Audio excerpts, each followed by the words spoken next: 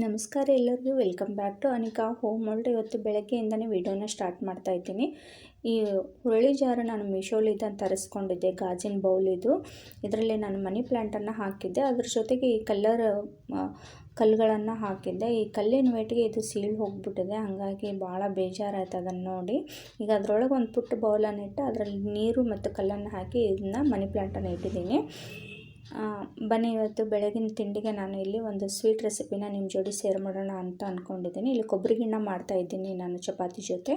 ಈ ಕೊಬ್ಬರಿ ಗಿಣ್ಣಕ್ಕೆ ಬೇಕಾಗಿರೋದು 1 ಬೌಲಷ್ಟು ಒಣ ಕೊಬ್ಬರಿನ ತುರಿದು ತೊಗೊಂಡಿನಿ. ಈಗ ಇದನ್ನು ಮಿಕ್ಸಿ ಜಾರಿಗೆ ಹಾಕ್ಕೊಂಡಿದ್ದೀನಿ. ಹಾಗೆ 1.5 ಸ್ಪೂನಷ್ಟು ನಾನಿಲ್ಲಿ ರೇಷನ್ ಅಕ್ಕಿನ ನೆನೆಸಿಟ್ಕೊಂಡಿದ್ದೆ. ಒಂದು 10 ನಿಮಿಷ ನೆನೆಸಿದ್ರೆ ಸಾಕು. ರೇಷನ್ ಅಕ್ಕಿ ಅಂತಲೇ ಏನಿಲ್ಲ, ನೀವು ಮಾಮೂಲಿ ಅನ್ನ ಮಾಡೋ ಅಕ್ಕಿನೂ ಕೂಡ ನೆನೆಸಿಟ್ಕೋಬೋದು. ಅಕ್ಕಿ ಜಾಸ್ತಿ ಹಾಕಬಾರ್ದು. ಈಗ ಕೊಬ್ಬರಿ ಮುಳುಗುವಷ್ಟು ನೀರು ಹಾಕಿ ಇದನ್ನು ಮಿಕ್ಸಿ ಮಾಡ್ಕೊಳ್ಳೋಣ. ಸ್ವಲ್ಪ ನೀರು ಹಾಕಿ ಮಿಕ್ಸಿ ಮಾಡಿದರೂ ಆಗ್ತದೆ. ಈ ಕಡೆ ಪಾತ್ರೆಗೆ ನಾನು ಮಿಕ್ಸಿ ಮಾಡಿದ್ದನ್ನು ಹಾಕೋತಾ ಇದ್ದೀನಿ. ಇಷ್ಟು ತೆಳ್ಳಗಾದ್ರೆ ಸಾಕು. ಇದಕ್ಕೆ ನೀರು ಜಾಸ್ತಿನ ಹಾಕಬೇಕು, ಯಾಕಂದ್ರೆ ಅಕ್ಕಿ ಹಾಕಿರ್ತೀವಲ್ಲ, ಇದನ್ನು ಒಲೆ ಮೇಲೆ ಇಟ್ಟು ಕುದಿಸ್ಬೇಕಾದ್ರೆ ಗಟ್ಟಿ ಆಗುತ್ತೆ. ಈಗ ಈ ಜಾರನ್ನು ತೊಳೆದು ಆ ನೀರನ್ನು ಕೂಡ ನಾನು ಇದಕ್ಕೆ ಹಾಕೋತೀನಿ.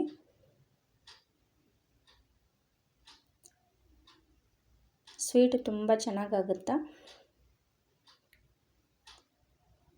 ಹಾಗೆ ಇದಕ್ಕೆ ಕೊಬ್ಬರಿ ಯಾವ ಬೌಲಿಗೆ ತೊಗೊಂಡಿದ್ದೆ ಅದೇ ಬೌಲ್ ಅಳತೆಯಲ್ಲಿ ನಾನು ಇಲ್ಲಿ ಬೆಲ್ಲನ ತೊಗೊಂಡಿನಿ. ಇದನ್ನ ಮಿಕ್ಸ್ ಮಾಡಿಕೊಂಡು ಒಲೆ ಮೇಲಿಟ್ಟು ಕೈ ಬಿಡಲಾರ್ದಂಗೆ ಇದನ್ನು ಹಂಗೆ ತಿರುಗ್ತಾನೆ ಇರಬೇಕು. ಕೈ ಬಿಟ್ವಿ ಅಂದರೆ ಇದು ತಳ ಹೊತ್ತುತ್ತೆ. ಈ ಚಪಾತಿ ಜೋಡಿ ಒಳ್ಳೆ ಕಾಂಬಿನೇಷನ್ ಅಂತಲೇ ಹೇಳ್ಬೋದು. ಎಲ್ಲ ಏಜ್ನವರು ತಿನ್ನುವಂಥ ರೆಸಿಪಿ. ಬೆಲ್ಲ ಹಾಕಿರ್ತೀವಲ್ಲ, ಒಳ್ಳೆ ಟೇಸ್ಟ್ ಕೊಡುತ್ತೆ. ನೋಡಿ, ಕುದೀತಾ ಕುದೀತಾ ಎಷ್ಟು ಗಟ್ಟಿ ಆಗುತ್ತೆ ಇದು. ಇದನ್ನು ಹಡದ ಬಾಣಂತರಿಗೂ ಕೂಡ ಕೊಡ್ಬೋದು, ಹೆಲ್ದಿಯಾಗಿರ್ತೈತಿ. ಕೊಬ್ಬರಿದು ಅಲ್ವಾ. ಅದಾದ ನಂತರ ಗ್ಯಾಸನ್ನು ಆಫ್ ಮಾಡಿಕೊಂಡು ಲಿಡ್ ಕ್ಲೋಸ್ ಮಾಡ್ಕೊತೀನಿ. ಈ ಕಡೆ ಒಂದು ಸ್ವಲ್ಪ ಚಪಾತಿ ಕೂಡ ಮಾಡ್ಕೋತಾ ಇದ್ದೀನಿ. ಚಪಾತಿ ಹಿಟ್ಟು ಮೃದುವಾಗಿ ಕಲಿಸ್ಕೋಬೇಕು, ಅಂದರೆ ಚಪಾತಿ ಸಾಫ್ಟಾಗಿ ಬರ್ತಾವೆ.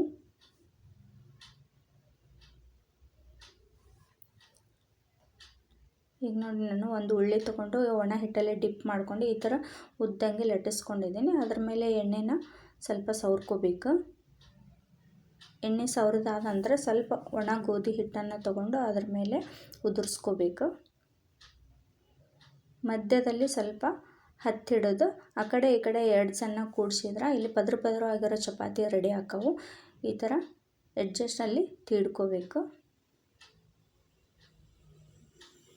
ಕ್ವಿಕ್ಕಾಗಿಯೂ ಆಗ್ತಾವೆ, ಪದರಾಗಿ ಆಗ್ತಾವೆ, ಸಾಫ್ಟಾಗಿ ಆಗ್ತಾವೆ. ಚಪಾತಿ ತುಂಬ ರುಚಿ ಆಗ್ತಾವೆ ತಿನ್ನುವಾಗ.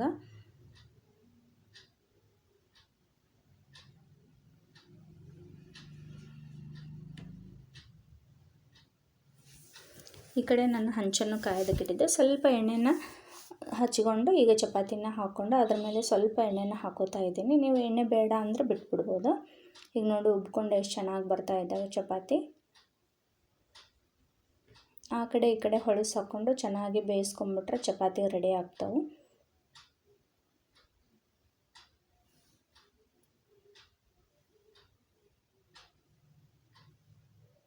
ಈಗ ಇದು ರೆಡಿ ಆಗೈತಿ. ನಾನು ತೆಗೆದು ಮತ್ತು ಇನ್ನೂ ಒಂದು ಚಪಾತಿ ನಾನು ಹೇಗೆ ತೀಡ್ತೀನಿ ಅಂತ ಅದನ್ನು ಒಂದು ತೋರಿಸ್ತಾ ಇದ್ದೀನಿ. ಯೂಟ್ಯೂಬನ್ನು ಹೊಸದಾಗಿ ಯಾರ್ಯಾರು ಸ್ಟಾರ್ಟ್ ಮಾಡಿದ್ರೆ ಪ್ಲೀಸ್ ನನಗೂ ಕಮೆಂಟ್ ಮಾಡಿ, ನೋಡಿದ್ರೆ ನನಗೂ ಖುಷಿ ಆಗುತ್ತೆ. ನಾವು ಬೆಳೆಯೋಣ, ನಮ್ಮ ಜೊತೆ ಇರೋರನ್ನು ಬೆಳೆಸ್ಬೇಕು ಅನ್ನೋದೇ ನನ್ನ ಆಸೆ. ನಾನು ಕೂಡ ನನ್ನ ಕೈಲಾದಷ್ಟು ಸಪೋರ್ಟನ್ನು ನಾನು ನಿಮಗೆ ಮಾಡ್ತೀನಿ. ಪ್ಲೀಸ್ ನನಗೆ ಕಮೆಂಟ್ ಮೂಲಕ ತಿಳಿಸಿ.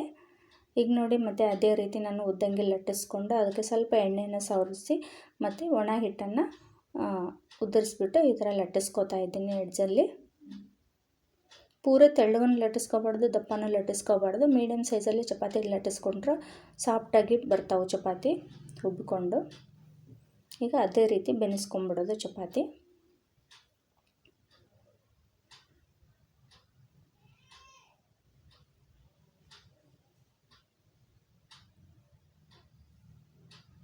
ವಿಡಿಯೋನ ಎಲ್ಲಿ ಸ್ಕಿಪ್ ಮಾಡಿದಾಗ ಪೂರ್ಣವಾಗಿ ವಿಡಿಯೋನ ನೋಡಿರಿ, ಆವಾಗಲೇ ನನಗೂ ಕೂಡ ಖುಷಿ ಆಗುತ್ತೆ. ನೋಡಿ, ಈ ಥರ ಸಾಫ್ಟಾಗಿ ಬರ್ತಾವೆ ಚಪಾತಿ, ಹೋಳಿಗೆ ಥರ ಹಾಕವು. ನೋಡಿ ಇಷ್ಟೊಂದು ಚಪಾತಿ ಆಯಿತು. ಈಗ ನಾನು ಚಪಾತಿ ಮಾಡೋದೆಲ್ಲ ಕಂಪ್ಲೀಟ್ ಆಯಿತು. ಈಗ ಬಿಚ್ಚಿ ತೋರಿಸ್ತಾ ಇದ್ದೀನಿ. ನೋಡಿ ಎಷ್ಟು ಚೆನ್ನಾಗಿ ಉಚ್ಚುತ್ತವೆ ಚಪಾತಿ. ಈಗ ಈ ಕಡೆ ಬದ್ನಿಕಾಯಿ ಪಲ್ಯನೂ ಮಾಡ್ಕೊಂಡಿದ್ದೆ, ಅದನ್ನು ನಾನು ತೋರಿಸ್ಲಿಲ್ಲ. ಕೊಬ್ಬರಿ ಗಿಣ್ಣನೂ ರೆಡಿ ಆಗೈತಿ. ಈಗ ನನ್ನ ಚಪಾತಿ ಬದ್ನಿಕಾಯಿ ಪಲ್ಯ ಕೊಬ್ಬರಿ ಗಿಣ್ಣ ರೆಡಿ ಆಯಿತು. ಹಾಗೆ ನನ್ನ ಮಗನೂ ಸ್ಕೂಲಿಗೆ ಹೊಂಟಿದ್ದ, ಅದನ್ನು ಹೊರಗಡೆ ಬ್ಯಾಗ್ ಕೊಟ್ಟು ಕಳಿಸಿ ಬಂದೆ.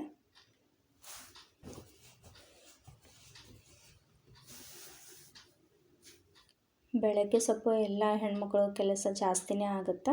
ಹಾಗೆ ನನ್ನ ಮಗನ ಕಳಿಸಿ ಬಂದು ನಾನು ಮಾರ್ಕೆಟಿಗೆ ಹೋಗಿ ಕಾಯಿಪಲ್ಯನೂ ತೊಗೊಂಬಂದೆ. ಇವತ್ತು ಸೋಮವಾರ ಆಗಿದ್ದರಿಂದ ನಮ್ಮಲ್ಲಿ ಸಂತೆ ಇರ್ತದೆ. ಹಾಗಾಗಿ ಸೊಪ್ಪು ತರಕಾರಿ ಎಲ್ಲ ಫ್ರೆಶ್ ಆಗಿ ಬಂದಿರ್ತಾವೆ. ನನಗೆ ಹಕ್ಕರಕಿ ಮತ್ತು ರಾಜಗಿರಿ ಸೊಪ್ಪು ಬೇಕಾಗಿತ್ತು. ಅದ್ರ ಜೊತೆಗೆ ಸ್ವಲ್ಪ ಟೊಮಾಟೊ ಹಣ್ಣು ಹಾಗಲಕಾಯಿ, ಉಳ್ಳಾಗಡ್ಡಿ ಮತ್ತು ದೊಣ್ಣಮೆಣ್ಸಿನ್ಕಾಯಿನೂ ನಾನು ತೊಗೊಂಬಂದೆ. ಈ ವಿಡಿಯೋ ನಿಮ್ಗೆ ಸ್ವಲ್ಪನಾದರೂ ಇಷ್ಟ ಆದ್ರೆ ಒಂದು ಲೈಕ್ ಮಾಡಿರಿ, ನಿಮ್ಮ ಫ್ಯಾಮಿಲಿ ಫ್ರೆಂಡ್ಸ್ಗೆ ಶೇರ್ ಮಾಡಿರಿ, ನನ್ನ ಚಾನಲ್ನ ಸಬ್ಸ್ಕ್ರೈಬ್ ಮಾಡಿಕೊಂಡು ಸಪೋರ್ಟ್ ಮಾಡಿರಿ ಅಂತ ತಿಳಿಸ್ತಾ